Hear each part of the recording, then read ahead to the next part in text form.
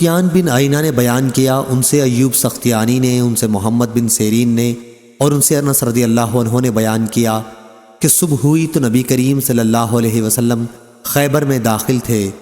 اتنے میں وہاں کے رہنے والے یہودی پھاوڑے اپنی گردنوں پر لیے ہوئے نکلے۔ جب آن حضرت صلی اللہ علیہ وسلم کو مائے آپ کے لشکر کے دیکھا تو چلا اٹھے کہ یہ محمد لشکر کے ساتھ آ گئے، محمد لشکر کے ساتھ، محمد لشکر کے ساتھ صلی اللہ علیہ وسلم۔ چنانچہ وہ سب بھاگ کر قلعہ میں پناہ گزیں ہو گئے۔ اس وقت نبی کریم صلی اللہ علیہ وسلم نے اپنے ہاتھ اٹھائے اور نعرہ تکبیر بلند فرمایا۔ ساتھ ہی ارشاد ہوا کہ خیبر تو تباہ ہو چکا، کہ جب کسی قوم کے آنگن میں ہم اتر آتے ہیں تو ڈرائے ہوئے لوگوں کی صبح بری ہو جاتی ہے۔ اور انس رضی اللہ عنہ نے بیان کیا کہ ہم کو گدھے مل گئے اور ہم نے انہیں ذبح کر کے پکانا شروع کر دیا کہ نبی کریم صلی اللہ علیہ وسلم کے منادی نے پکارا کہ اللہ اور اس کے رسول صلی اللہ علیہ وسلم تمہیں گدھے کے گوشت سے منع کرتے ہیں۔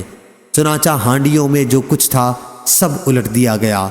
اس روایت کے مطابق علی نے سفیان سے کی ہے کہ رسول اللہ صلی اللہ علیہ وسلم نے اپنے دونوں ہاتھ اٹھائے تھے۔ صحیح بخاری حدیث نمبر 2991۔